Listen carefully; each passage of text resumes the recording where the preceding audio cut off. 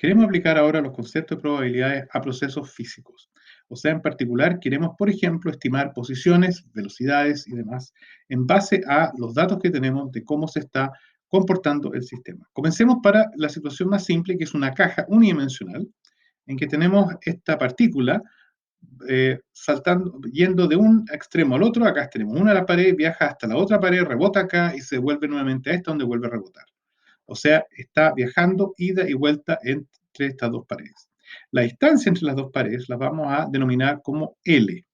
Y el ancho de la ventana donde queremos ver si lo podemos detectar es de Q. Ahora, si yo supongo que la probabilidad de que esté en cualquiera de estos puntos es igualmente probable, no existe ningún lugar preferencial en ese sentido, entonces los casos posibles son L, todas las posiciones que existen entre las dos paredes. Y los casos favorables son aquellos que se encuentran justamente en esta ventana que tiene un ancho de Q. O sea, los casos favorables son de Q, los casos posibles son L, la probabilidad de encontrarlo en esta ventana va a ser de Q partido por L. Y eso es lo que tenemos aquí. O sea, la probabilidad de encontrar una partícula en la posición Q más menos, o sea, más un dq, o sea, entre Q y Q más dq, es igual a dq partido por L. Es importante hacer notar que aquí supusimos que todas las posiciones son igualmente probables, lo cual no necesariamente es cierto, pero para el caso de partículas libres es cierto. Si es que tengo ahora una interacción con otras partículas, puede haber una distorsión, pero voy a tener que considerar otros parámetros, con lo cual sigue estando cierto que uno puede asumir de que todos los estados son igualmente probables. Lo otro que hay que tener presente es que si yo ahora considero que este rango de Q es 0, o sea, estoy buscando la probabilidad de que sea exactamente esté en un punto exacto, la probabilidad va a ser nula, porque yo no tengo la posibilidad de detectarlo exactamente en un punto, sino solamente cuando se refiere a un rango, sino el ancho de un número solo es tan chico que prácticamente la probabilidad sería 0 dividido por L y en consecuencia la probabilidad es nula. O sea que siempre las probabilidades de números continuos tienen que estar asociados a rangos. Sin el rango la probabilidad es 0. Veamos ahora un caso un poco más general. Yo, por ejemplo, puedo considerar ahora que la partícula está en una caja de dos dimensiones y se está desplazando, rebota, rebota, rebota, etc. En una caja que tiene un ancho dx y un alto li, lx, li. Así que la probabilidad de encontrarlo ahora en este casillerito pequeño acá va a estar dado por la probabilidad de encontrarlo en este lado de acá, o sea, de x, de qx sobre lx, y como es independiente la otra probabilidad, multiplicado por la probabilidad de qi dividido por li. O sea, estoy aplicando las probabilidades que acabamos de ver aquí para cada lado, porque yo puedo asumir de que los lados son independientes. En ese minuto, yo voy a obtener de que la probabilidad va a ser sencillamente la multiplicación de los de qx y de qi dividido por el área total, que es lx por li. O sea que la probabilidad de encontrar la partícula con posiciones en x entre qx y qx más dqx y en y entre qi y qi más dqi es igual a 1 sobre el área multiplicado por los dqis y dqx. Ahora veamos un caso un poco distinto, un caso en que tenemos, por ejemplo, un espacio vacío dentro de una esfera.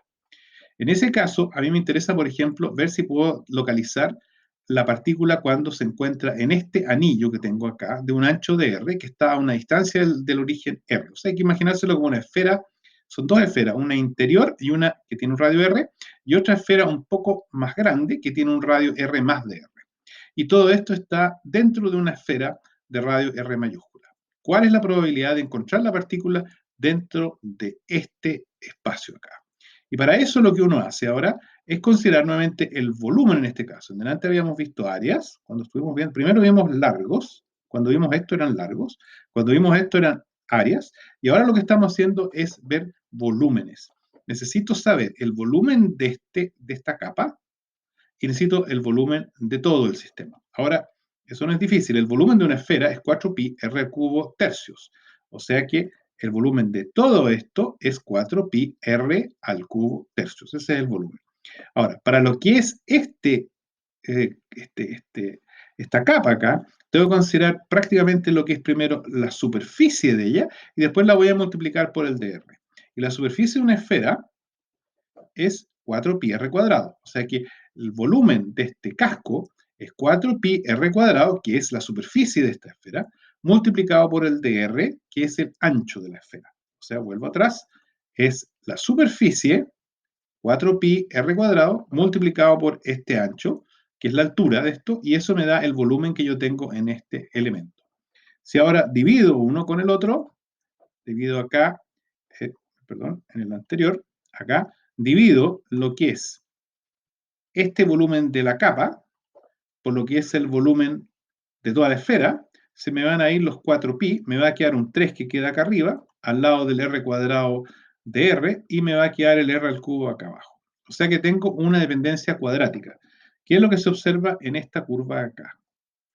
Acá tengo la probabilidad en función del r y la probabilidad va en aumento.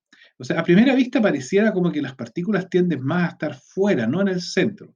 Pero este es un engaño, porque recordamos que en la capa exterior, mientras más afuera estoy, más volumen contiene la capa, porque más grande es. En consecuencia, yo voy a tener obviamente una mayor probabilidad de encontrarlo en esa capa, no por el hecho de que sea más probable estar en este lugar comparado con este otro lugar, sino por el hecho de que yo cuando estoy asumiendo un radio en particular, te estoy considerando todos estos estados como equivalentes, en consecuencia voy a tener una mayor probabilidad de estar a ese radio porque tengo más espacios con ese radio que con los que están aquí cerca del centro.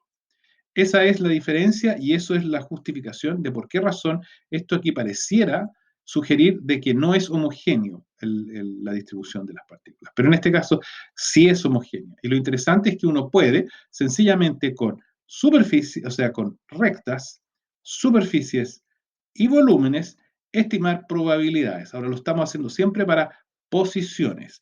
Y lo que queremos ahora estudiar es qué pasa si es que todavía tengo el parte de la velocidad, que considerar en que tengo distintas velocidades y las velocidades incluso pueden variar. ¿Cómo procedo en ese caso para estimar probabilidades de encontrar en algún lugar y en ese caso también tener una cierta velocidad específica?